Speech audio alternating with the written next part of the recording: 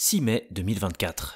Quelques heures avant le départ du troisième Grand Prix de Miami de l'histoire de la Formule 1, le 45e président des États-Unis et candidat à l'investiture de 2025, un certain Donald Trump, est accueilli en grande pompe au stand McLaren par le PDG des Papayes, Zak Brown. Une visite express du garage, quelques plaisanteries échangées et des photos capturées par les médias. Suffisamment de quoi enflammer les réseaux sociaux et d'accuser McLaren d'avoir bafoué l'apolitisme qui devrait engager chaque participant à un sport de surcroît mondial. Mais finalement, là n'était pas vraiment la question, car le choix pour l'équipe de campagne de Donald Trump de visiter le stand McLaren et pas un autre n'était pas anodin. En effet, l'écurie de Woking était sans doute la seule équipe emblématique du paddock à avoir soutenu la candidature de l'américain Andretti en tant que 11e écurie de Formule 1. Quelques mois plus tard, en l'occurrence le 25 novembre, et après de nombreux rebondissements, Andretti Global sera finalement en mesure d'annoncer sa participation au championnat du monde à compter de 2026, sous la houlette du constructeur Cadillac et de son groupe automobile General Motors. Alors pour expliquer cette évolution, de nombreuses tractations sont à prendre en compte. Mais si je vous disais que la réélection de Donald Trump avait joué un rôle déterminant en vue d'accueillir enfin ce 11e larron en F1.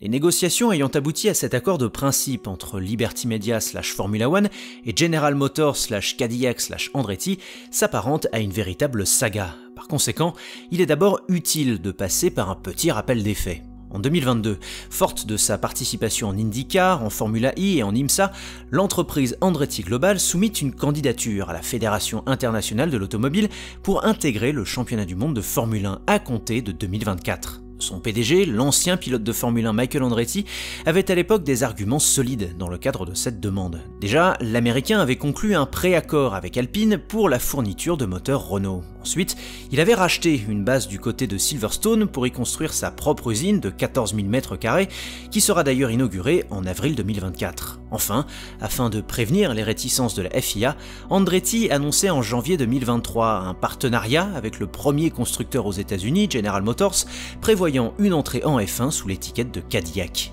Combinées, ces garanties reçurent en octobre 2023 l'approbation de la FIA.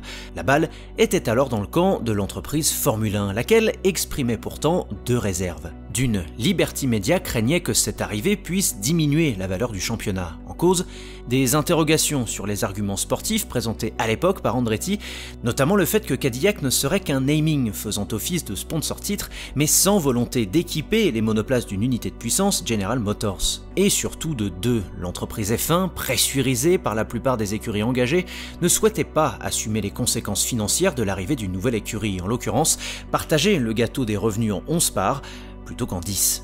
Deux arguments qui aboutirent le 31 janvier 2024 au rejet pur et simple de la candidature de Cadillac Andretti par Formula One. Comment alors a-t-on pu aboutir à un tel revirement moins de 10 mois plus tard? Eh bien pour le comprendre, trois éléments politiques majeurs sont à invoquer.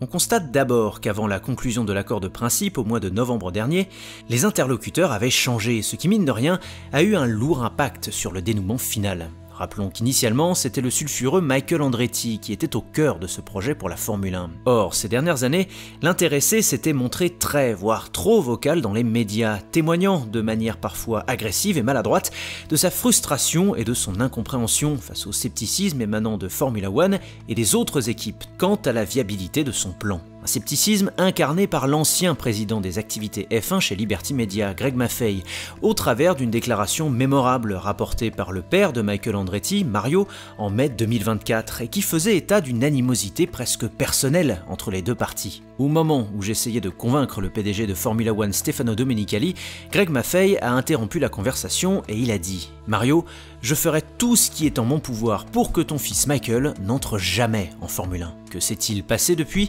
Eh bien après le rejet officiel du projet par Liberty Media et une restructuration interne dirigée par le PDG John Malone, le fameux Greg Maffei a été évincé. Et à front renversé, Michael Andretti a pris ses distances avec sa propre entreprise familiale au profit de son partenaire Dan Taoris. La bombe désamorcée par la disparition de ses éléments les plus explosifs et par l'émergence d'interlocuteurs plus prompts à la négociation, eh bien une approche plus collaborative entre les parties prenantes a alors pu aboutir à la signature d'un accord.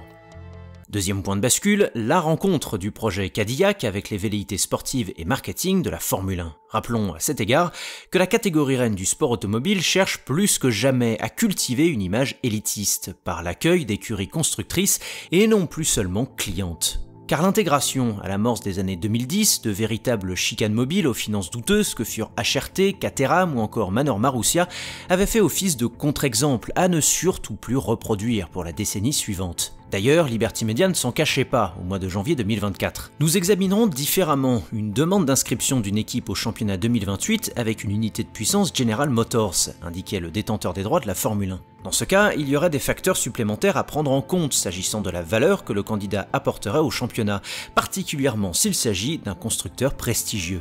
Or, au départ, le projet initial d'Andretti fut perçu, à juste titre d'ailleurs, comme celui d'une équipe cliente, donc incompatible avec le cahier des charges de la Formule 1. Ainsi, là où l'équipe d'Andretti comptait louer un moteur, Renault en l'occurrence, son successeur à la tête de l'entreprise, Dan Tauris, est lui parvenu, à partir d'octobre 2024, à convaincre General Motors de la nécessité de concevoir et de développer sa propre unité de puissance, propulsant Cadillac comme écurie d'usine à compter de 2028. Un changement d'approche ayant énormément pesé dans la balance aux yeux de Liberty Media, au point même d'ébranler le sceptique Greg Maffei.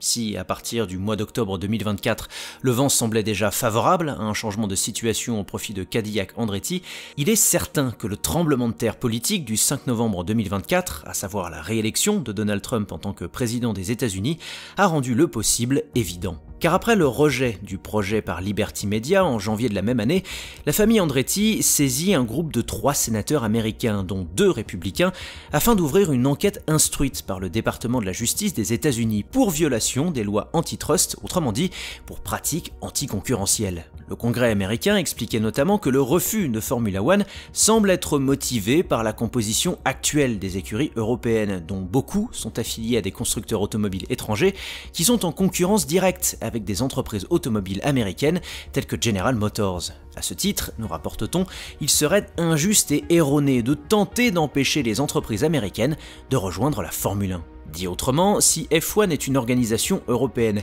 elle reste régie par une société américaine et pourrait donc tomber sous le coup des lois antitrust du pays. C'est la raison pour laquelle le pauvre Greg Maffei, directeur des opérations F1 chez Liberty Media, a été cuisiné par le Congrès américain à partir du mois de mai 2024, mettant le détenteur des droits commerciaux de la Formule 1 dans une position plus que délicate. Et ce n'est pas tout. Comme toujours en politique, il y a les déclarations publiques d'un côté et les accointances privées de l'autre. Rappelons donc que la famille Andretti est historiquement proche du parti républicain et de certains sénateurs du GOP, par le biais desquels elle a pu donner à cette plainte un écho politique plus puissant. Et surtout, Mario Andretti n'a jamais caché sa proximité avec Donald Trump.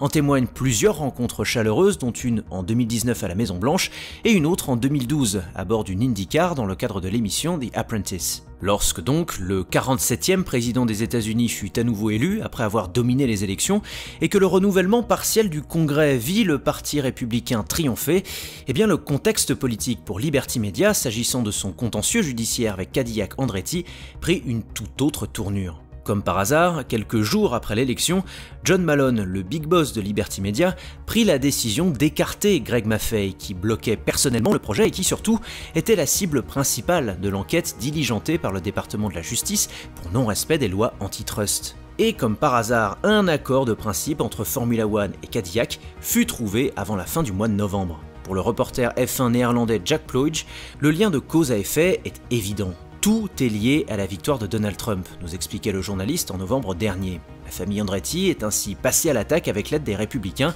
contre l'entreprise Formule 1.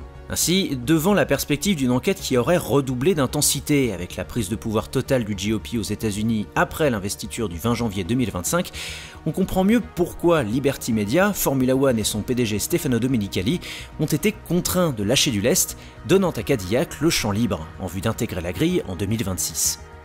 désamorcer des tensions par l'introduction de nouveaux interlocuteurs et transformer l'écurie cliente Andretti en une véritable équipe d'usine soutenue par General Motors sont certes deux arguments pragmatiques ayant convaincu Liberty Media de la viabilité sportive et économique du projet. Mais ne nous y trompons pas, en arrière-plan, le contexte politique américain avec la réélection de Donald Trump et le triomphe des républicains en législative ont exercé la pression terminale sur Liberty Media.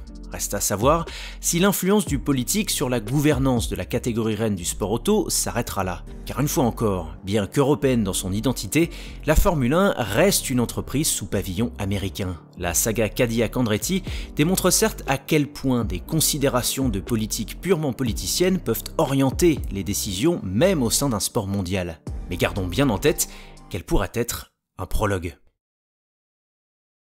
Merci d'avoir écouté cette analyse, j'espère qu'elle vous aura plu, je vous laisse me dire en commentaire ce que vous en avez pensé.